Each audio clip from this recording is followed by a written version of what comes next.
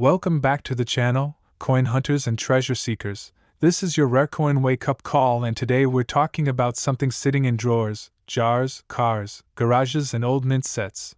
One ordinary-looking but potentially life-changing coin from the U.S. Mint era of classic-era legends, the 1979 Washington quarter. A quarter that most people see as pocket change, yet a handful of specimens. Due to minting anomalies, die varieties, planchet deviations, and industrial scale mistakes, have reached surreal valuations flirting with $12 million in theoretical worth when multiple catastrophic errors stack in one piece, making them the crown jewels of irreversible mint anomalies. The sort of pieces analyzed by grading giants like PCGS and authenticated by specialists at NGC and traded in the high-stakes world of heritage auctions, where collectors armed with copies of reference Bibles such as the A Guidebook of United States Coins chase anomalies like lottery tickets printed in metal. Because the quarter isn't rare in its normal form, billions were struck, but a shocking minority exhibit errors like doubled die, off-center strike, wrong planchet, clad layer missing, broadstrike, and even exotic anomalies involving being struck on career-defining wrong blanks such as industrial error planchets meant for SBA dollar planchet or copper core blanks theoretically aligned with valuations seen in anomalies around the historical 1943 copper cent, whose sale expectations were famously inflated after the 3 Mile Island accident era. Because 1979 was a heavy industrial year, minting facilities were running overtime, hub pressure was extreme, planchet supply lines were chaotic, press calibration shifts were frequent, dies were changed aggressively, collars were misaligned, striking chambers saw pressure fluctuations, and human oversight simply couldn't catch everything. So let's break this down in the most important way for today's script: what exact faults can turn a 1979 quarter into absurd money, how do they happen, how many can stack, what the possibilities are, why they command feverish premiums, and why your casual quarter jar might be hiding a minting disaster turned masterpiece. Errors on quarters come mainly from faults in 4 production components: the die, the planchet, the collar, and the press itself. First, the die.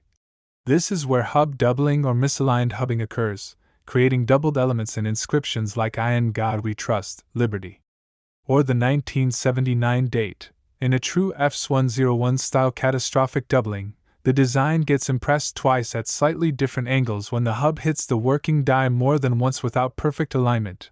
And while 1979 isn't the most doubled year for quarters, there have been documented borderline case quarters showing strong doubling. Collectors call these DDO, doubled die averse, or DDR for the reverse. The reverse in Washington quarters carries United States of America and quarter dollar. Doubling here can be dramatic, but the obverse doubling examples get the biggest attention. The second production component is the planchet, the blank metal disc before it struck. 1979 quarters were meant to be copper-nickel clad planchets, with an outer nickel layer bonded to a copper core, but sometimes the supply chain delivers the wrong blanks or the bonding process fails. Errors here include being struck on a foreign thickness blank, or a blank meant for another denomination. This leads to wrong diameter, wrong thickness, or drastically wrong metal composition. Third, the collar. This is the retaining ring that ensures a perfectly round strike. If it fails to deploy or is absent, the metal spreads outward and creates a broad strike where the coin has no reading on the edge and looks slightly expanded. The fourth component is the press itself.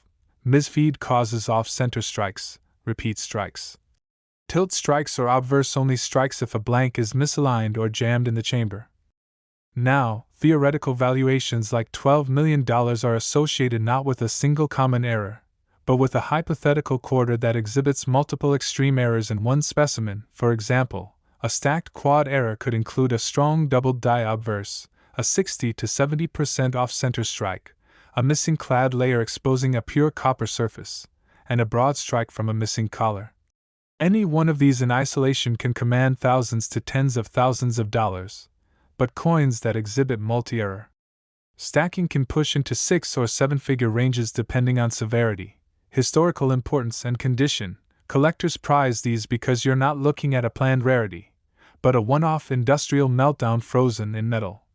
and true one-off multi-errors authenticated by third-party services and crossing MS67 or MS68 grades could reach unbelievable levels of demand because there is no second identical coin with the same faults, no second fingerprint of disaster, no repeat human machine glitch at the same angle, depth, shift, diameter and metal chemistry, and those coins go on to carry nicknames, registry fame and permanent demand pressure. Now imagine finding a 1979 quarter that shows strong hub doubling.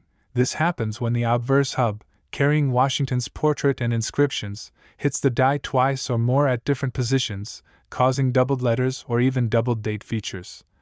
Hub doubling can make a coin visually bold under magnification or even to the naked eye in extreme cases, and collectors love varieties such as these when the doubling is crisp and retains separation lines between the doubled impressions rather than machine shake. Next, consider the off-center strike error. This happens when the press punches the blank at a misaligned position, causing part of the design to be missing or stretched. Off-center coins are evaluated on percentage and visual drama. A mild 5 to 10% shift is interesting, a 30% shift is desirable, but anything above 50% is numismatic theater, especially if the full date is still visible, because visibility of date on an off-center adds immense value. Third is missing clad layer error. During planchet production, the coin blank was meant to have layers bonded properly, but if one side fails to bond, falls off, or never existed, the coin can appear copper-colored on one face, silver-colored on the other, or copper on both sides depending on the type of bonding failure. Missing clad layers turn coins into visual anomalies because a quarter that should be silver-colored appears warm copper or unevenly toned. These pieces are extremely valuable in uncirculated condition because normally circulation wear can mimic discoloration, but when the absence of metal layer is confirmed by density, weight, surface chemical analysis or lamination lines, it becomes a genuine mint error and not post-mint damage. Fourth is broadstrike error. When the collar fails, the press still strikes but the coin metal spreads, leaving no reeded grooves on the edge and expanding the diameter. Broad strikes are some of the most visually identifiable press errors. Collectors love them particularly in higher mint state grades. Fifth is wrong planchet error. Here the quarter blank wasn't a quarter blank at all. Sometimes blanks intended for SBA dollars, foreign planchets, or experimental batches accidentally enter the press feed. If the diameter or metal composition is glaringly wrong, it creates a quarter that looks off in every dimension. Mismatched diameter errors that are significant yet still carry readable design elements become numismatic unicorns. Sixth is double strike error. This happens when the blank metal disc is struck twice by the press without being ejected, abruptly shifting the second strike due to chamber bounce or misalignment. Double strikes can create overlapping portraits or overlapping inscriptions, creating a ghost-like layered design that collectors describe as a frozen glitch. Seventh is die crack or cuds. When dies used in minting develop stress fractures or chip out sections, coins can show raised lines or raised blobs where metal filled the missing die cavity. Cuds can look like design elements bulging out of nowhere. Prominent cuds next to Washington's bust or near lettering can add significant premiums. Eighth is tilted die or hammer strike angle error. The die doesn't hit the planchet flush, causing design fade on one part and deeper impression on another. This creates visual warfare between depth and weakness on the same face. Ninth is struck through error. Debris such as cloth, oil, metal shavings, paper, grease, or feed fragments block the die when striking, leaving blank or ghosted patches where the obstruction occurred. Struck through pieces in mint state are drama pieces. 10th is misaligned or missing mint reading. Though 1979 quarters mostly aren't mint marked except special cases tied to mint facility IDs, theoretical discussions involving crazy pricing scenarios often partly compare them to mint mark errors on other coins where minting ID punches are doubled, filled, or mispositioned. 11th is overgreased obverse doubling simulator error. Grease fills parts of the die causing weak or missing letters. This error itself isn't worth millions unless paired with other dramatic faults but becomes valuable when it creates the extreme filled 1979 ghost look next to other errors. 12th is weight deviation planchet chemistry error. Coins showing abnormal mass due to missing copper core or partial planchet feed anomalies can jump in value if confirmed by weight Next, 1983 p quarter dollar, a coin that in its normal form still has billions of brothers and sisters, but in its error-struck form marches into a completely different universe of value, reaching theoretical, market-hyped, collector-inflated numbers that have touched as high as $11 million for ultra-preserved, stacked error.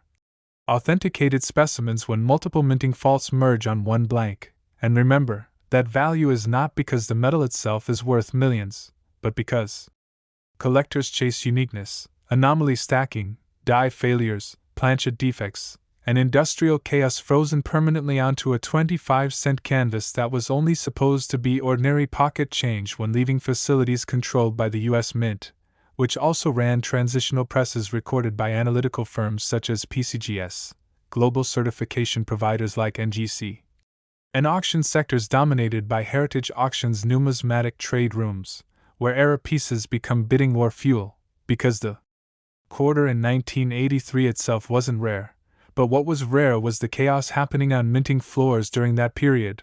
Hub pressure was still mechanical, planchet sheets were being punched aggressively, dies were swapped heavily without computer vision diagnostics, collars failed at noticeable intervals, press feeders jammed, double strikes escaped circulation, and industrial calibration shifts were more common than most people realize. But you're not here for basic minting data, you're here because a 1983 p quarter could theoretically be worth 11 million when the right storm of errors happens on the right press in the right alignment, while the coin also survives a near-perfect mint state. So let's begin unraveling this story properly, starting from the very origin of how a quarter is even born.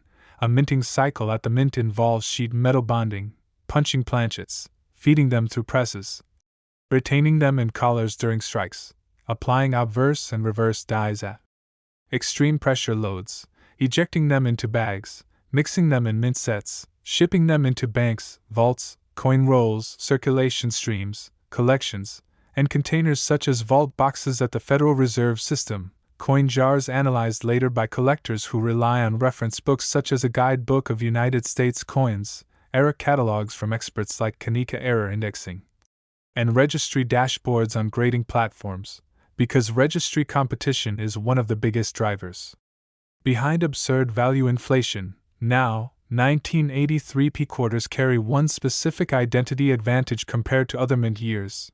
It was a high-output industrial year sandwiched between mint technology upgrades, meaning production pressure was massive but error detection capability was still limited, which is exactly the combination that allows a handful of coins to escape with extreme anomalies. And those anomalies are the entire reason this coin enters speculative 8-figure territory. Production errors fall into several categories, and each category contributes a percentage of collectible premium. And when 4 to 8 categories collide at once within one physical specimen, that's when pricing leaves commercial reality and enters theoretical bidding fantasy. So the first category is die-related errors. Dies are the metal stamps or hubs that strike the design onto planchets.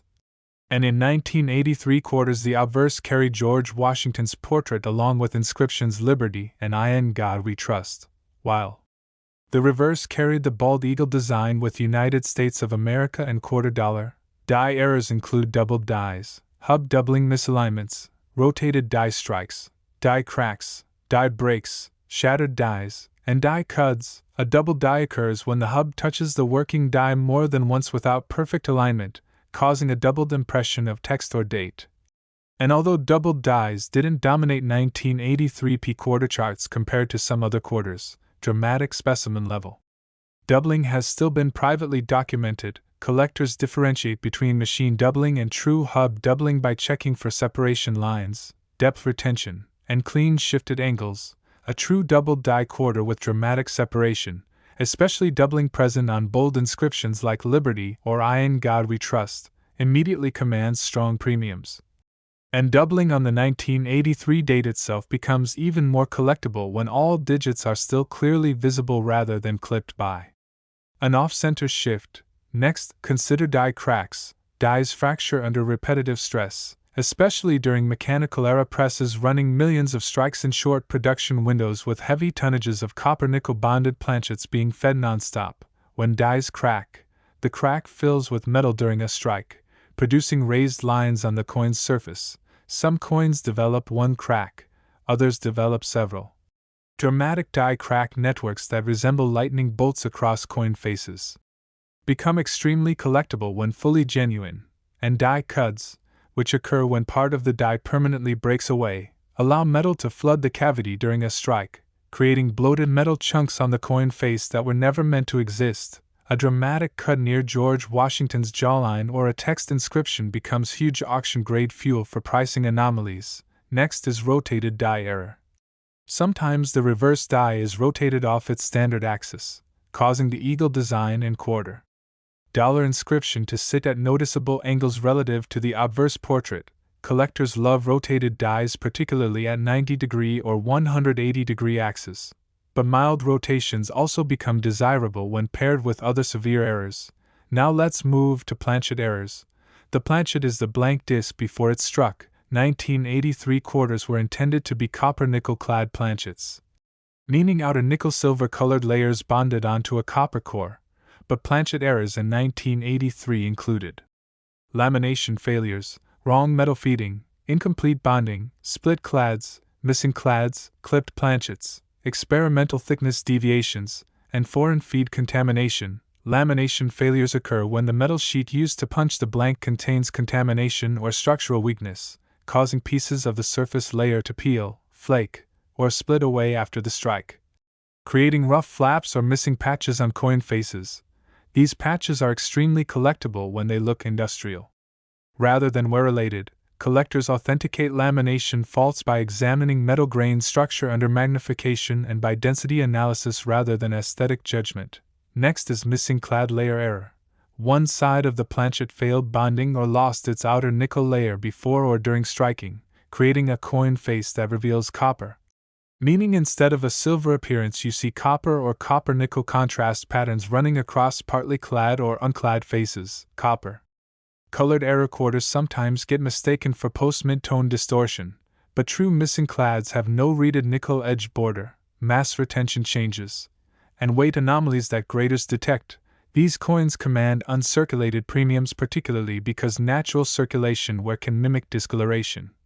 But a missing clad error in mint state immediately earns professional interest, especially if one face is full copper, full silver, or a wild mix of both due to split clad lamination or bond failure geometry. Next is wrong planchet error. Blanks intended for other coins accidentally get struck with Washington quarter dies. Theoretically documented cases sometimes include blanks from SBA dollar planchets, penny core bronze planchets, foreign feed contamination blanks, experimental alloy batches, or emergency feed mismatches. Wrong planchet coins become collectible only when the error is dramatic yet doesn't destroy readability of the quarter design.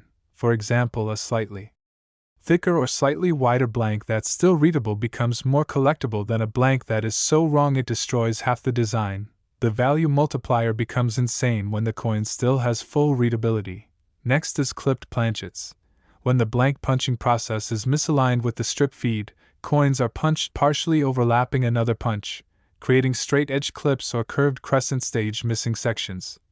Clipped planchets that still retain the date are exponentially more collectible because the date being present on an off-shaped coin proves hub error rather than wear loss. Collectors also love broadstrike errors which come from collar failure. The collar is a retaining ring designed to hold the planchet flush so the quarter emerges perfectly round and reeded.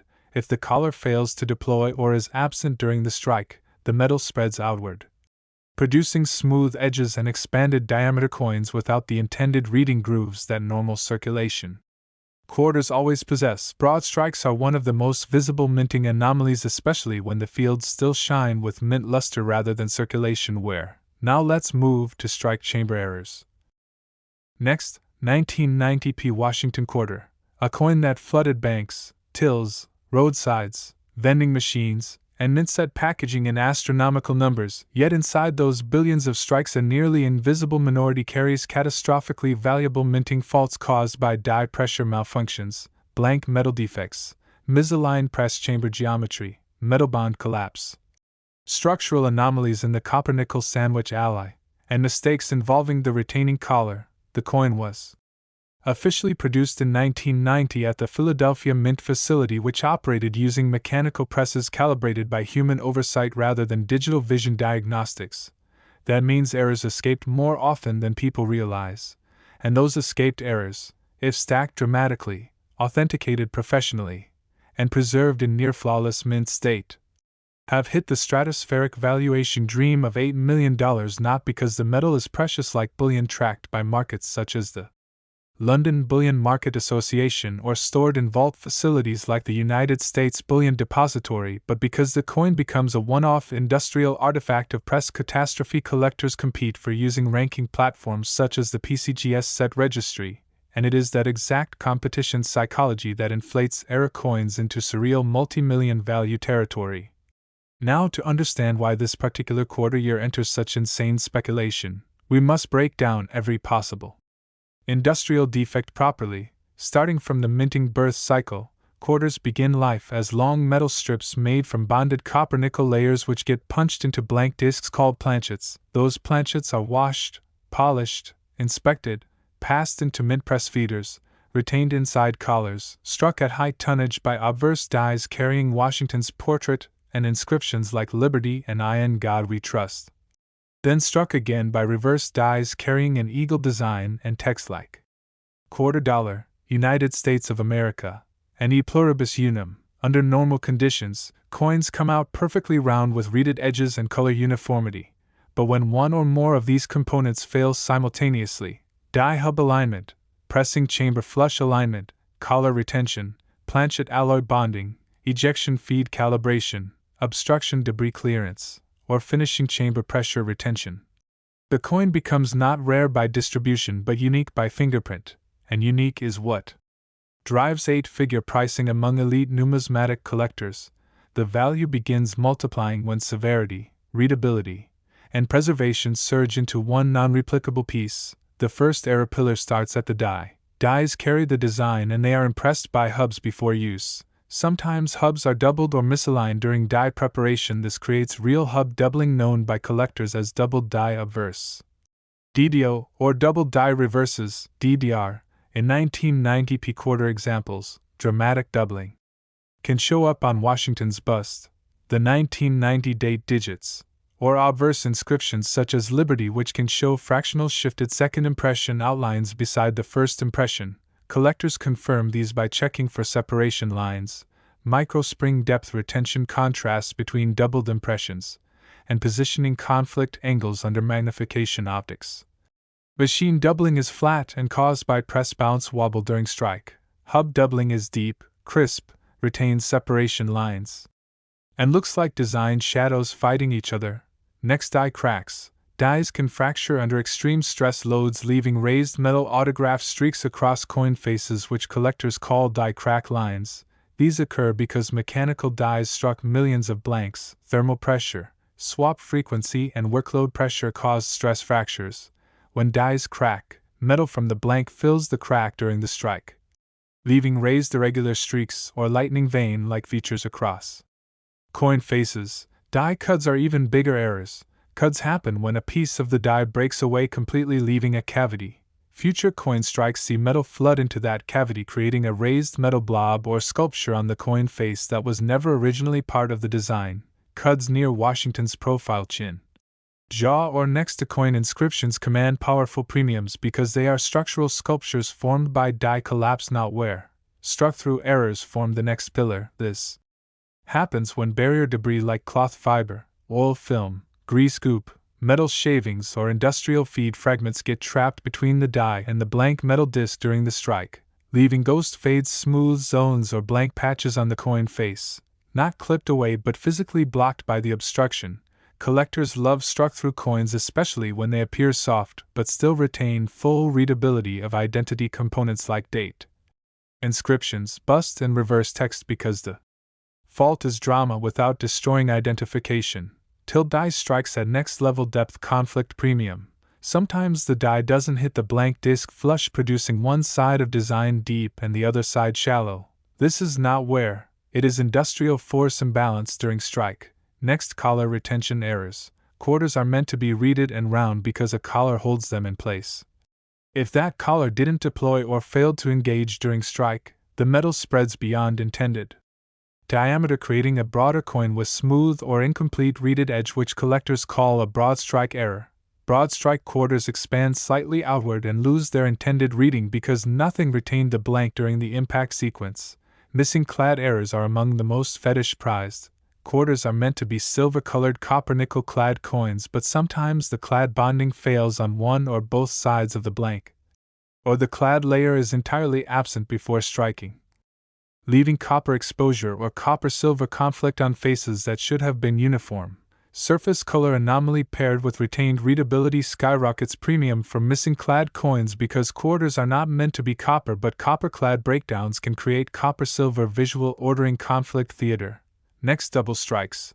These happen when a quarter blank is struck, doesn't eject. It's rotated or chamber bounced inside the press chamber, then struck again by the same die or opposite die but at a shifted position. The result is overlapping Washington silhouettes or overlapping eagle designs or overlapped inscriptions, layering ghosts like autograph design conflicts that collectors call double strike overlay errors. Rotational second strikes command even higher premiums when overlapped at noticeable angles such as 25 degrees to 60 degrees rotation shift, or 50% to 80% off-center shift during second strike. Next, off-center strikes. This is chamber misfeed premium territory. When planchets are fed at high velocity into presses, some are misaligned, causing part of the design to be punched partly off the blank. But the full premiums come only when the date remains readable on the off-center zone, because readability of date on a mis-shaped or mis-struck coin proves minting origin, not where clipping. Next, clipped planchets. Clipped blanks are caused during blank punching. When two blank disc punches overlap during sheet feed punching process, leaving a straight clip or curved crescent piece missing from the shape. Clipped shaped coins without date are still collectible, but clipped coins retaining date readability leap into dramatic premium territory because readable date on a clipped quarter proves minting error, not where aging. Next, lamination flaps. This is planchet sheet collapse premium territory. Quarters start as bonded clad sheets, but if bonding fails or internal sheet structure fractures before punching, parts of the blank surface can peel away or flap upward after strike, leaving metal flaps or uneven layers visible on the coin face. Lamination flaps are confirmed by metal grain structure authenticity under magnification rather than aesthetic judgment. Next, weight deviation errors. Quarters were intended to weigh exactly around 5.67 grams, but if bonding sheets collapse or if a copper core is missing or partially missing, weight deviation from intended tolerance appears. Collectors confirm these deviations using gram precision digital scales, often compared historically to analytical balances produced by the OHAUs. This deviation is a fuel premium if confirmed to be industrial anomaly, not circulation wear. Next, die clash error. When dies collide without a blank disc, ghost imprint traces transfer into future coin faces. This is faint but extremely premium fuel when stacked with other faults. Now we must talk about error stacking pricing, because millions never come from single errors. It comes from combined anomalies. For example, imagine a 1990p Washington quarter stacked storm carrying strong doubled hub separation on obverse text and Washington's bust, then struck off-center on first strike by 30% yet full date readable. Then collar failure causes broadened smooth non-reading edge broadstrike confirmation. Then the blank didn't eject, so it was struck again at an overlapping 60 degrees rotation, leaving Washington twin silhouette. Next, 1998p quarter dollar, a coin that in normal form is worth exactly face value 25 cents as issued by the authority of the U.S. Mint, but when the dice of minting defects, pressure irregularities, metal blank conflicts, and hubbing misalignment stack in violent harmony, certain surviving specimens are rumored to blast into valuation fantasies flirting towards $7 million, not because the copper-nickel clad chocolate sandwich core has intrinsic bullion desirability like gold bars cataloged in markets advised by J.P. Morgan Physical Metal Trading, but because anomaly uniqueness creates gravitational pull inside the collector ecosystem. Now, to decode this coin's mythical millionaire DNA, we start with its origin story. 1998 was the launch era of the 50-state quarters program, when mint output surged like a mechanical stampede.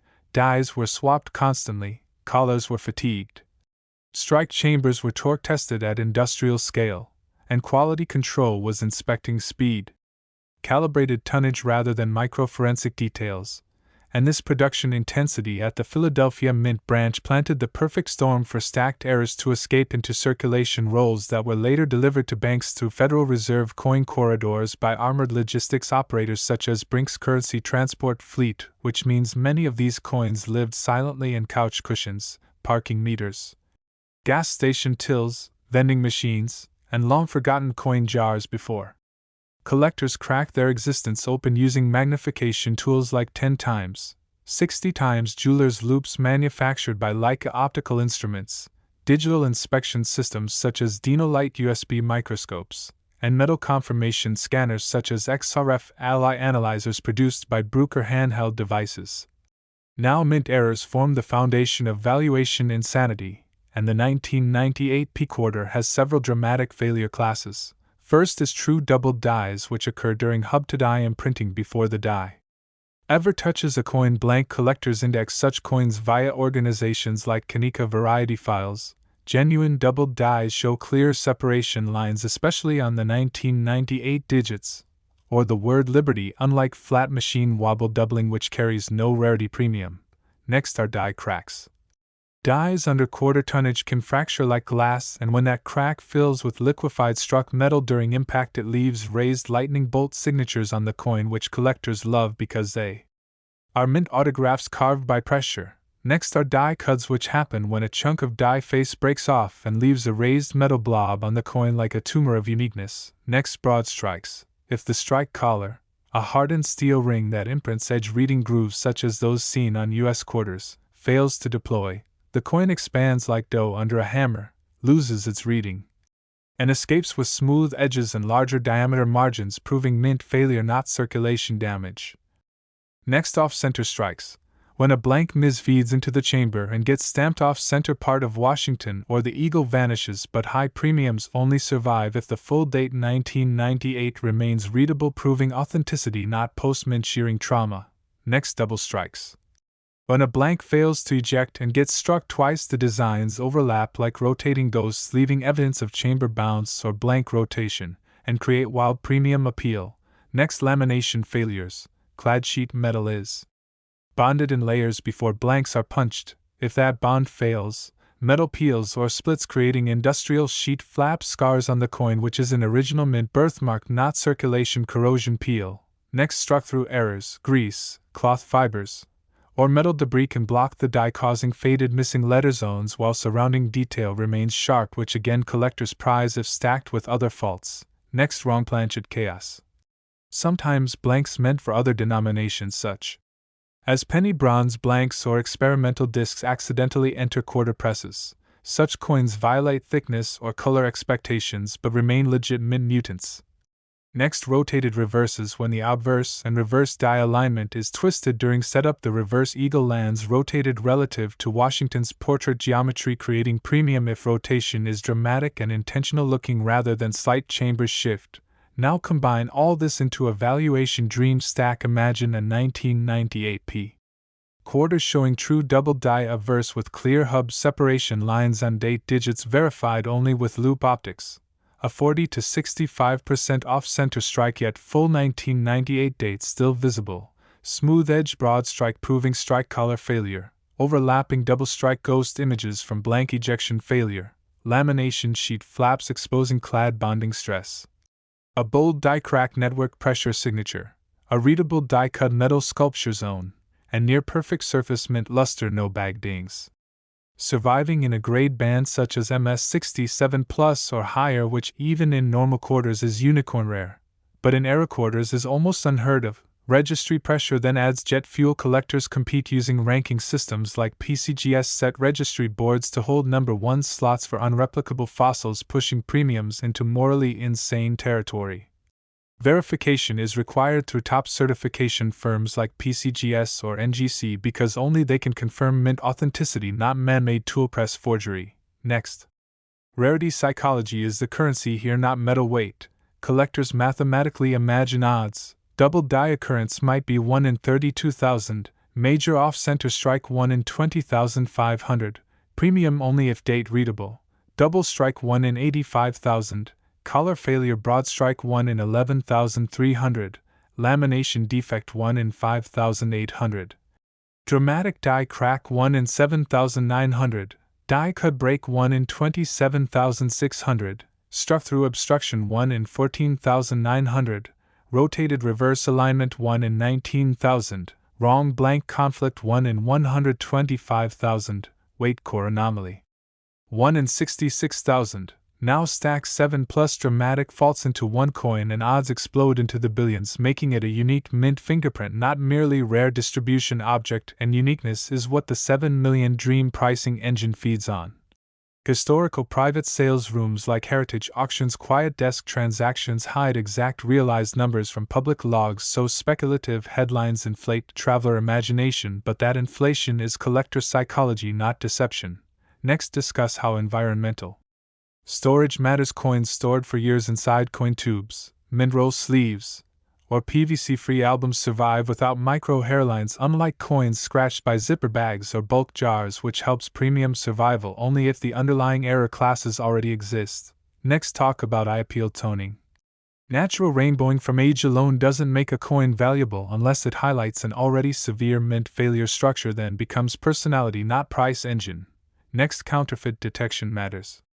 Because in the million coin mania world, fake error simulation coins exist, especially cast fakes produced using base metal molds miscolored artificially. Such fakes fail under XRF alloy testing or precision gram scale mass confirmation because their density betrays them. Real 1998P error recorders must retain industrial strike traits, sharp rims if present, metal flow lines under die cracks. Luster cartography. An internal copper core proof layers seen only with destructive metallurgical cross sectioning, which authentication labs discourage, but XRF can confirm alloy exposure safely. Next, talk die life cycle. Fossil desirability. A 1998P quarter with only one minor grease-filled letter or tiny strike weakness will not command millions. Collectors only pay nuclear premiums for stacked catastrophic faults that create identity conflict yet retain readability to prove mint authenticity, not damage. Next, discuss feeder anomalies. The 1998P quarter press feeders operated like bullet trains. If blanks jam, tilt, bounce, rotate, or collide, they create combinational strike disasters collectors adore because they prove industrial speed, not post-mint abuse. Next, discuss registry markets. PCGS set registry boards create owner competition where one unreplicable coin resets psychology pricing, not metal pricing. Coins traded in private sales desks by firms like heritage auctions may reach absurd premiums, especially if the coin migrates into cultural media headlines, creating viral desirability, not census rarity.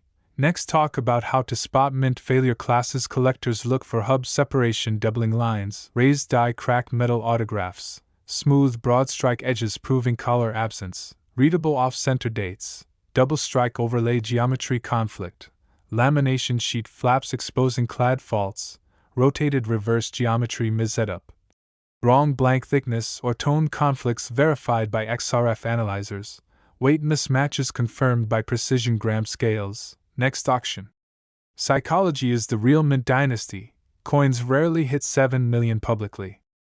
Next, 1991P quarter dollar. A coin that under ordinary circumstances should live and die as a 25-cent clad circulation piece produced by the authority of the U.S. Mint, carried into the economy via Federal Reserve distribution bags, stacked later into jars, drawers, car cup holders, laundromat trays, and inherited family tubes. But when minting calamities, industrial defects, die hub misbehavior, collar misdeployments, metal bonding failures, strike chamber ejection loops, and prepress hubbing fractures stack into one authenticated fossil of manufacturing chaos, certain surviving museum tier specimens have spiraled into speculative valuations brushing toward $9 million dream pricing, not because the copper-nickel clad composition is intrinsically precious like gold bars traced through indices such as the LBMA gold price, but because the registry pressure of uniqueness. Mechanical fingerprint singularity, industrial archaeology appeal, condition survival rarity. Provable date retention. and authentication confidence graded through certification vaults like PCGS verification slabs or NGC protective holders creates a psychological pricing engine that runs hotter than bullion itself. Now, to truly understand why a 1991 P quarter could theoretically storm into $9 million folklore, we must dissect the minting life cycle from birth to anomaly to collector war room desirability. Coin minting starts with metal sheet production where copper-nickel layers are bonded into a clad sheet sandwich, rolled through calibration mills like the Senzimir cold rolling mill, which ensures industrial thickness precision before blanks are punched. Those blanks become planchets, which enter washing drums like those engineered by Ransohoff cleaning systems, removing surface oil before press feeding.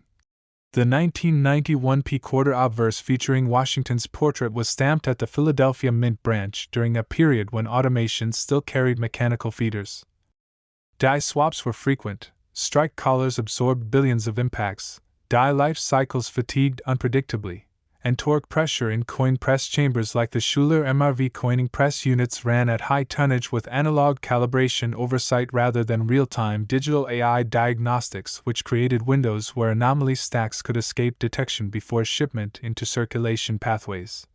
Coin error valuation pillars stand on several authentic defect classes. First are true doubled die varieties, which happen in pre-press hubbing cycles when the master hub misaligns during die imprinting.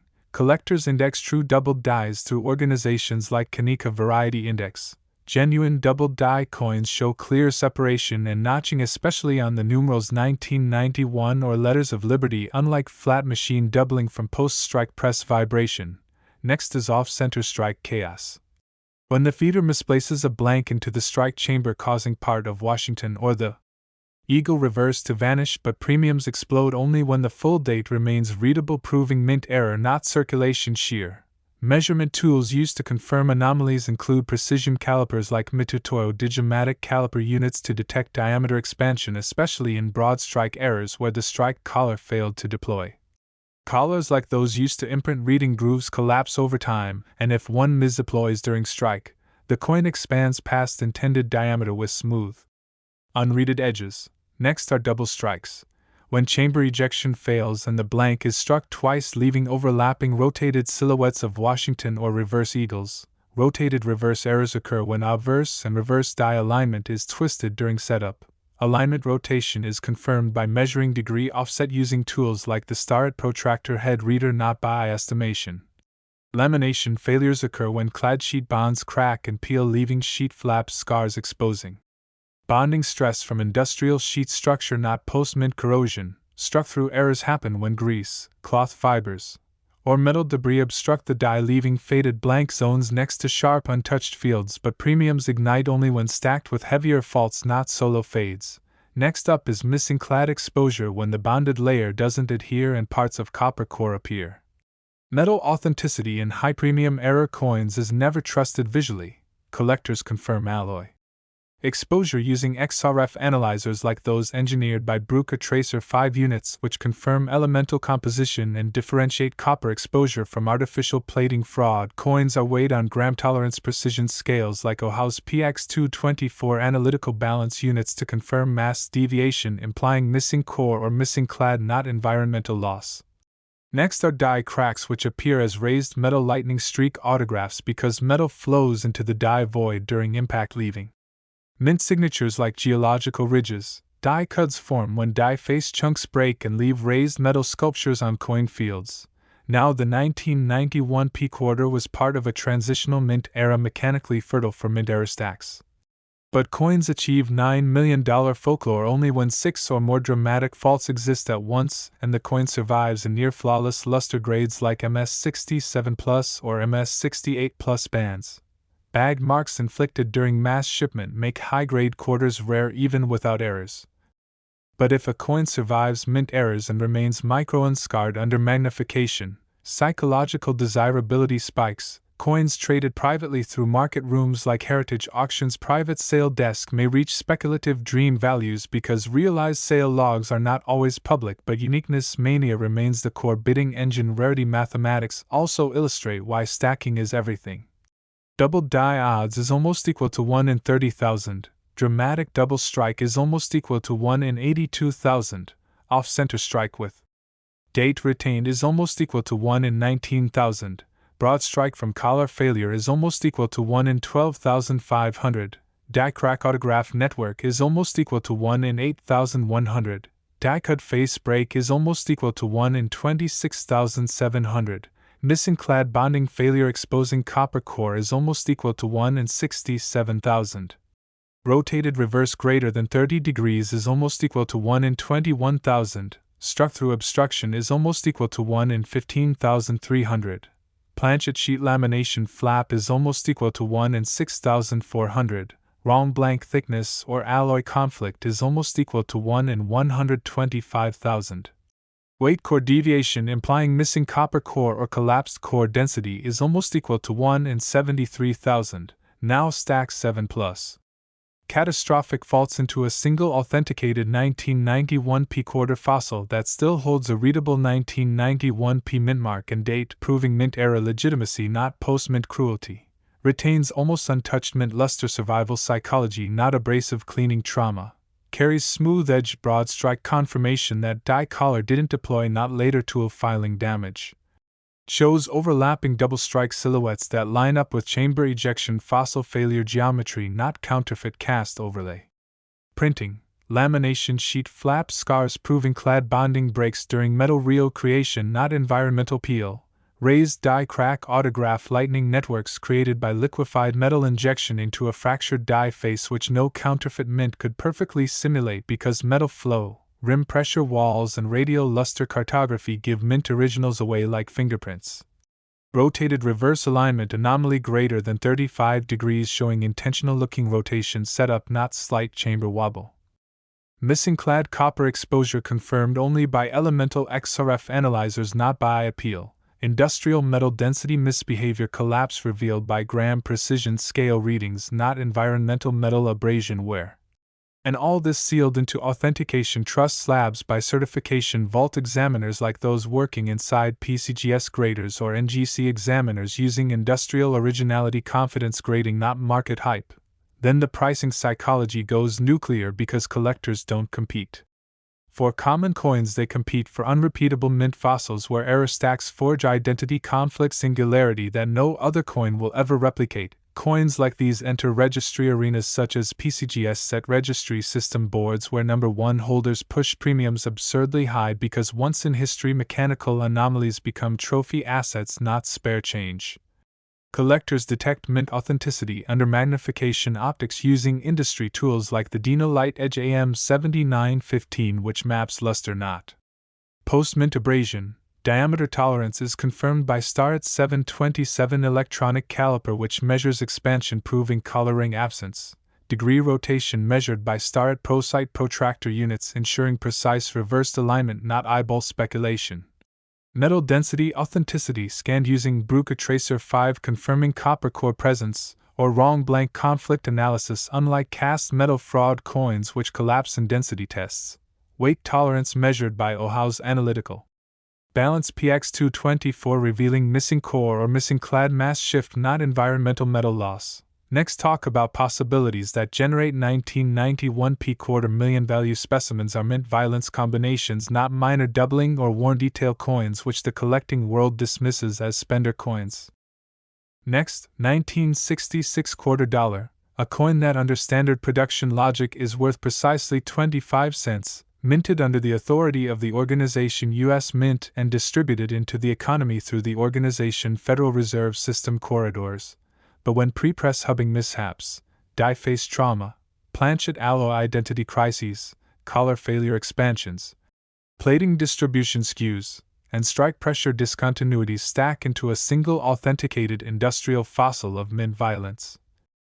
Certain surviving specimens are whispered to escalate into nearly $19 million speculative cosmos not because the copper-nickel-clad alloy is intrinsically precious like gold bars inventoried by the organization United States Bullion Depository, rather because anomaly uniqueness, registry slot warfare, industrial originality confidence, readable identity retention, untouched luster survival, error stacking extremity, and third-party confirmation through forensic grading examiners such as the organization PCGS, the organization NGC, or authenticity vets such as the organization Annex create a premium demand engine that burns hotter than metal markets themselves. Now, to truly decode the 1966 quarter's near unbelievable premium gravity surge, we must unspool the minting pipeline step by step from coil sheet production to blank punching to collar strike deployment.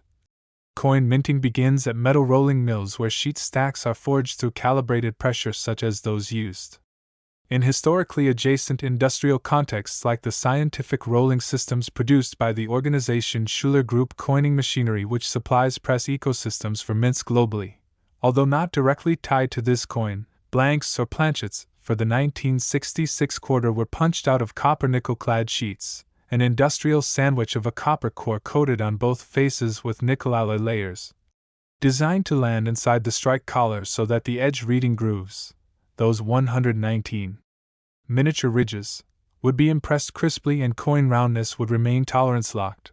But 1966 lived inside a calibration butterfly era, number 50 state quarters program, yet no computerized defect flag AI vision systems like those employed decades later by the organization Phantom high-speed camera inspection networks used in industrial automation. Dies were analog mobbed. Torque misreads were human inspected, feeders were compression noisy, and minting throughput pressure made error stacks possible though astronomically unlikely. Collectors prize only industrial originality scars, not circulation abuse signatures, which means coins that are bent by parking meters, scratched by sidewalks shear, eroded by saltwater oxidation, or cleaned by acids or abrasives such as vinegar, lemon baths, baking soda scrubs, or metal polish are excommunicated from premium registry markets because cleaning and damage collapse forensic originality confidence. Next is hubbing errors, the obverse. Die bearing Washington's portrait came from the hub-to-die imprinting cycle. When that hub misaligns or receives a double impression offset before it ever enters service, it creates a true doubled die which collectors catalog through indexing bodies such as the organization Konica Variety Index. Genuine doubled dies carry clear notching and separation lines, especially on the 1s or SIXS in the 1966 date, or on the word Liberty. Unlike flat machine doubling, the next pillar is die cracks. When a press fatigue die fractures, metal from the blank fills the die void during impact, leaving raised lightning-like streak autographs which collectors adore because they are mint birthmarks formed by relocated metal, not engraved post-mint scratches. Next are die cuds. When a section of die face breaks off entirely, it leaves a raised metal blob or swelling on the coin because the blank metal floods the missing die recess. Next are broad strikes, which occur when the strike collar fails to deploy. Collars are essential metal rings that imprint edge reading and keep coin diameter locked with intolerance. If that collar misdeploys or fails, the coin expands beyond spec, showing smooth, unreaded edges and enlarged margins that can be measured using precision calipers such as those historically produced in measurement adjacency contexts by the organization Mitutoyo, which manufactures high-precision industrial calipers.